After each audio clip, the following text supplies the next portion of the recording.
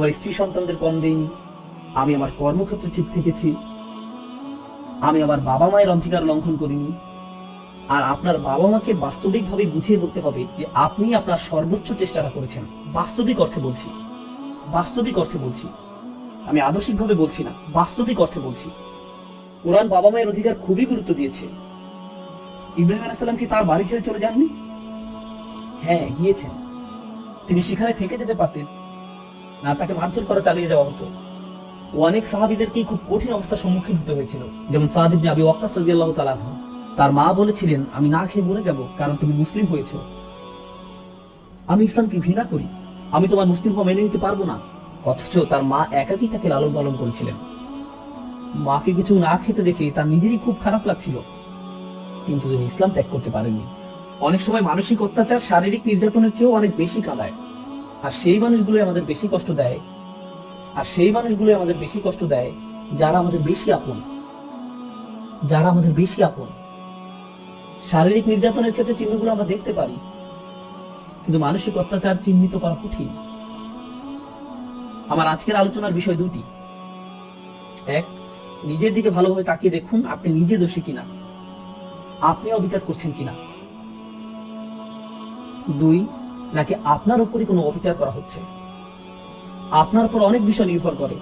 যদি আপনার প্রতি অন্যায় চলতে থাকে তাহলে একসময় আপনি ভেঙে পড়বেন, নিজের দায়িত্বগুলো ঠিকমতো পালন করতে পারবেন না। সুতরাং অন্যকে খুশি করা নিয়ে দুশ্চিন্তা করবেন না। মানুষকে সন্তুষ্ট করা এমন এক গর্ত খোঁড়ার মতো যার কাজের কোনো শেষ নেই। আপনার কাজ তাই আল্লাহকে খুশি করা। আপনি যদি এখনই মারা যান তাহলে যেন আল্লাহর সামনে দাঁড়িয়ে পূর্ণ চেতনা নিয়ে বলতে পারেন, এ আল্লাহ, আমি কারো অধিকার কম দেইনি, আমি কারো প্রতি অবিচার করিনি। আমি জানি তারা সবাই হয়তো এমনটা মনে করে না, কিন্তু তুমি আর আমি জানি আমি কতটুকু করেছি বা করিনি। এটাই ইহসান। ইহসান হলো আত্মসচেতনতা। আপনি যদি অন্য মানুষের স্ট্যান্ডার্ড অনুযায়ী চলতে যান তাহলে আপনি যাই করেন না কেন আপনার বারোটা বেজে যাবে, আপনার বারোটা বেজে যাবে। আমাদের মা বাবারা হয়তো এমন পরিবেশে বড় হয়েছেন যে আপনি হয়তো কোনো হাসপাতালে কার্ডিয়াক সার্জারির হেড, বা আপনি হয়তো আপনার ভাই বোনদের মধ্যে সবচেয়ে ভালো, কিন্তু তাও তারা বলবে, তোমার কাছ থেকে আমি আরো বেশি আশা করেছিলাম।